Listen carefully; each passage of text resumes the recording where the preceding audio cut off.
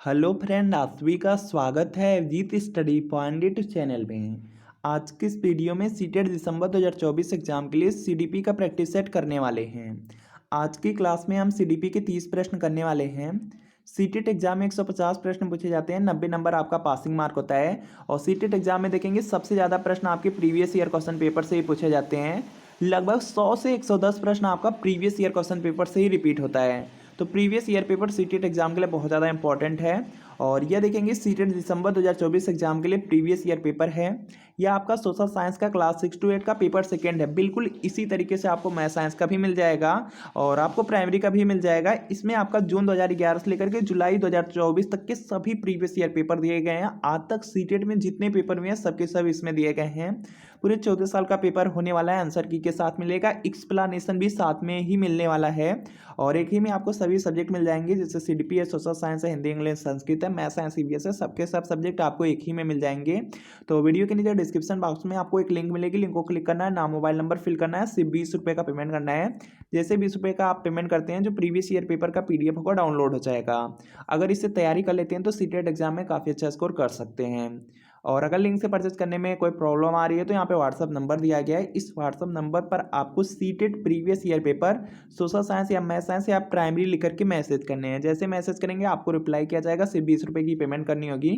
जैसे payment clear करते हैं आपको प्रीवियस ईयर पेपर का पीडीएफ सेंड कर दिया जाएगा। तो इस नंबर पर व्हाट्सअप पर मैसेज जरूर करके प्रीवियस ईयर पेपर जरूर परचेज कर लीजिए।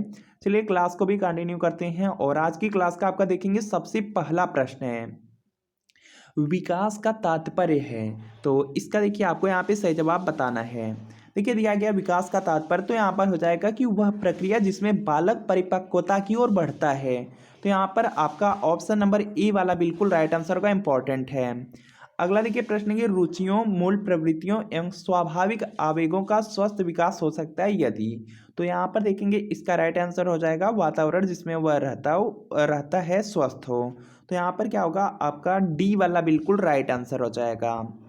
इसके बाद देखिए अगला प्रश्न आपका दिया गया है, दंड न देकर बच्चे को बिगाड़ना, इसका देखिए यहाँ पे अभिप्राय है। तो यहाँ पर देखेंगे इसका राइट आंसर हो जाएगा अवांछित व्यवहार पर दंड दिया जाना चाहिए। तो यहाँ पे क्या होगा, सी वाला आपका राइट आंसर होगा। अगला देखिए प्रश्न आपका दिया गया है, जैसे जैसे बालक की आयु का विकास होता है वैसे वैसे उसके सीखने का जो क्रम होता है निम्नलिखित की ओर चलता है।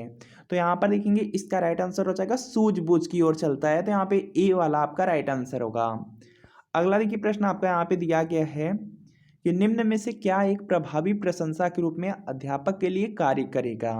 तो यहाँ पर देखेंगे इसका राइट आंसर यहाँ से हो जाएगा कि विद्यार्थियों को उनकी योग्यताओं अथवा कार्य निष्पादन के महत्व की सूचना देता है। तो यहाँ पे क्या होगा, सी वाला बिल्कुल राइट आंसर हो जाएगा। इसके बाद देखिए अगला प्रश्न है कि बालक के चारित्रिक विकास के स्तर हैं। तो यहाँ पर देखेंगे इसका राइट आंसर यहाँ से हो जाएगा। इसमें देखिए आपका आता है मूल प्रवृत्त्यात्मक आता है, सामाजिकता आता है, पुरस्कार व दंड आता है।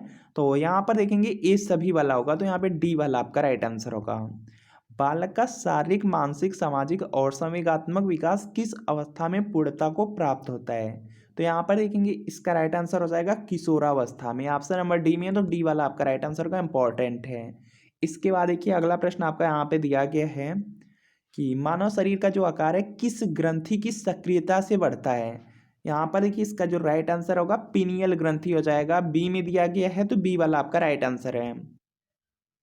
बुद्धि लब्धि को ज्ञात करने का सूत्र किस मनोवैज्ञानिक ने दिया है। तो इसका देखिए आपको यहाँ पे सही जवाब बताना है, कई बार सीटेट एग्जाम में पूछा गया है। तो यहाँ पर कि इसका राइट आंसर होगा स्टर्न ने दिया है। तो यहाँ पे आपका ऑप्शन नंबर बी बिल्कुल राइट आंसर होगा।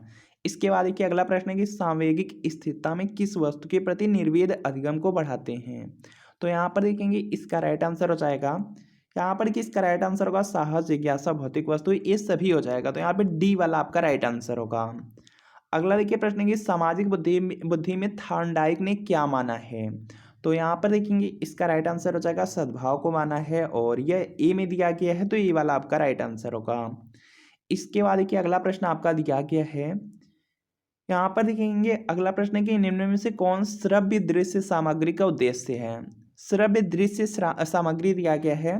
तो यहाँ पर क्या हो जाएगा, यह शिक्षण को प्रभावशाली बनाता है, छात्रों में सृजनात्मकता उत्पन्न करता है, यह भी सही है। और छात्रों को क्रियाशील बनाना, यह भी सही है। तो यहाँ पर देखेंगे अगला दिया गया विषय वस्तु में अरुचि उत्पन्न करना, तो यह गलत हो जाएगा। तो यहाँ पर देखेंगे फर्स्ट, सेकंड और थर्ड वाला सही है, तो यहाँ पे ए वाला आपका बिल्कुल राइट आंसर होगा, इंपॉर्टेंट है। अगला देखिए प्रश्न है यहाँ पे दिया गया टीएटी में यहाँ पे कहानियों को जो विश्लेषण किस आधार पर किया जाता है, तो यहाँ पर देखेंगे इसका राइट आंसर हो जाएगा, इसमें देखेंगे जो कहानी होती है, कहानी की भाषा शैली कैसी है, कहानी का कथानक क्या है, और कहानी में मापन का जो व्यक्तित्व वह कैसा है। तो यहाँ पर कि उपर्युक्त सभी वाला राइट होगा, तो डी राइट आंसर है। यहाँ पर देखिए नेक्स्ट है कि थर्स्टन ने किस विधि का प्रयोग किया, तो यहाँ पर देखेंगे इसका राइट आंसर होगा सांख्यिकी विधि का प्रयोग किए थे, तो यहाँ पे सी वाला आपका राइट आंसर होगा। इसके बाद देखिए अगला प्रश्न है कि टर्मन के अनुसार जो प्रतिभाशाली व्यक्ति है, प्रतिभाशाली व्यक्ति की बुद्धिलब्धि कितने से अधिक होती है, तो यहाँ पर देखेंगे इसका राइट आंसर होगा 140 से अधिक होती है, तो यहाँ पे ए वाला आपका राइट आंसर होगा। अगला देखिए प्रश्न है कि निम्नलिखित पद्धति व्यक्तिगत भेद को ध्यान में नहीं रखकर शिक्षण में प्रयुक्त की जाती है, तो यहाँ पर देखेंगे इसका राइट आंसर होगा यहाँ पे प्रयोजना पद्धति हो जाएगा, और यह डी में दिया गया, डी वाला राइट आंसर है। अगला देखिए प्रश्न की व्यक्तिगत भिन्नता का प्रमुख आधार है, तो यहाँ पर देखेंगे इसका राइट आंसर हो जाएगा, देखिए व्यक्तिगत भिन्नता का जो प्रमुख आधार है इसमें अधिगम लिंग भेद रुचि आ जाएगा, तो यहाँ पे ए सभी होगा, तो डी वाला राइट आंसर होगा। मापन नियमानुसार वस्तुएं या घटनाओं को संख्या प्रदान करता है, यह विचार है, तो यहाँ पर देखेंगे इसका राइट आंसर हो जाएगा कर्लिंगर का, ऑप्शन नंबर डी में, तो डी वाला राइट आंसर होगा। मूल्यांकन में व्यक्ति या समाज या दोनों की दृष्टि से जो अच्छा है अथवा वांछनीय उस उनको मानकर चला जाता है, कहा है, तो यहाँ पर देखेंगे इसका राइट आंसर होगा रैमर्स एवं गेज ने कहा है, तो यहाँ पे आपको ऑप्शन नंबर ए वाला राइट आंसर होगा। अगला देखिए प्रश्न है कि मापन का शिक्षा में महत्व है, तो यहाँ पर देखेंगे इसका राइट आंसर हो जाएगा मापन में, देखिए यहाँ पे दिया गया मापन का जो शिक्षा में महत्व है यह बताना है, तो यहाँ पर क्या हो जाएगा कि शिक्षण विधि बनाने में, मूल्यांकन करने में सहायक है और योग्यता की मात्रा जानने में सहायक है, तो उपयुक्त सभी वाला राइट आंसर होगा, तो डी राइट आंसर है।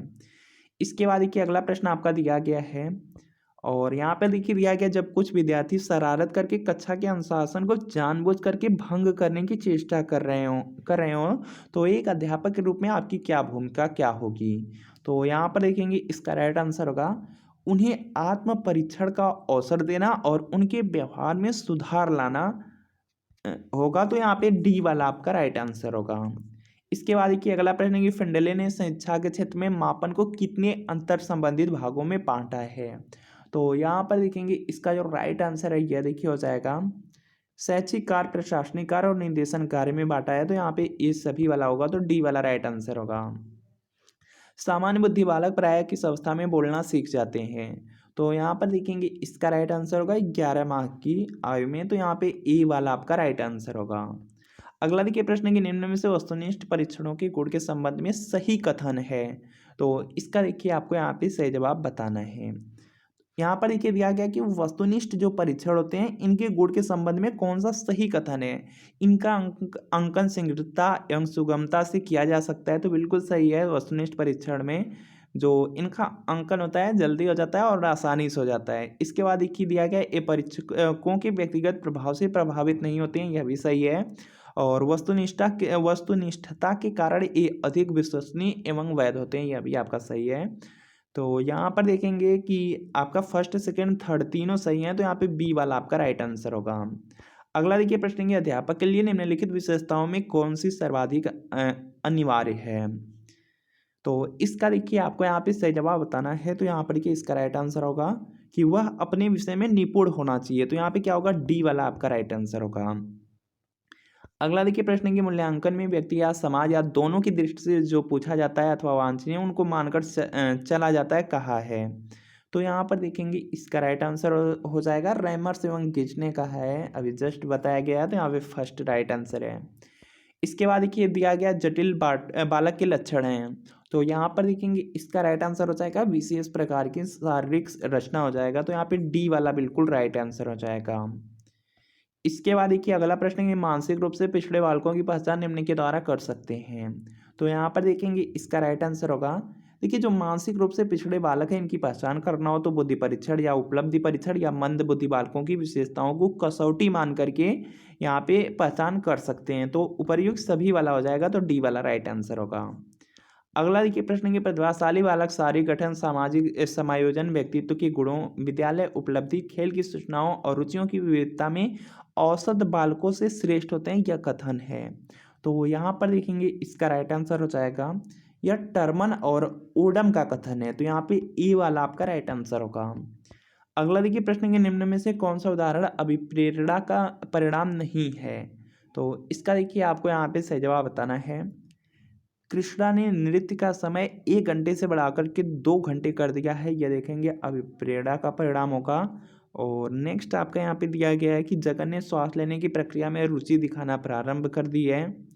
राम ने तेजी से आधुनिक एवं प्राचीन ऐतिहासिक प्रवृत्तियों में सहसंबंध स्थापित करने में प्रगति की है।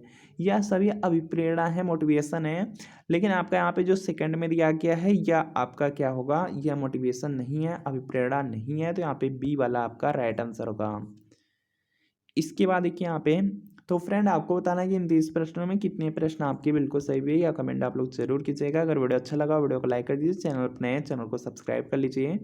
और सीटेड दिसंबर 2024 का एग्ज़ाम आपका 14 दिसंबर को, अच्छी तरीके से आप लोग तैयारी कीजिए। बाकी यहाँ पे जो भी स्टूडेंट यहाँ पे प्रीवियस ईयर पेपर लेना चाहते हैं तो लिंक डिस्क्रिप्शन में है, लिंक को क्लिक करके नाम मोबाइल नंबर फिल करके सिर्फ 20 रुपये का पेमेंट करके या प्रीवियस ईयर पेपर आप लोग परचेज जरूर कर लीजिए। इसमें 2011 से लेकर के 24 तक के सब पेपर मिल जाएंगे, आंसर की के साथ, एक्सप्लेनेशन के साथ, सभी सब्जेक्ट के साथ। और अगर लिंक से परचेज करने में कोई प्रॉब्लम आ रही है तो यहाँ पे व्हाट्सअप नंबर दिया गया है, इस व्हाट्सअप नंबर पर direct seated previous year paper social science या मैथ साइंस या प्राइमरी लिख करके मैसेज कर लीजिए। मैसेज करेंगे, रिप्लाई किया जाएगा, 20 रुपये की पेमेंट करनी होगी और जो प्रीवियस ईयर पेपर का PDF होगा सेंड आपको कर दिया जाएगा। तो मिलते हैं फ्रेंड नेक्स्ट वीडियो में।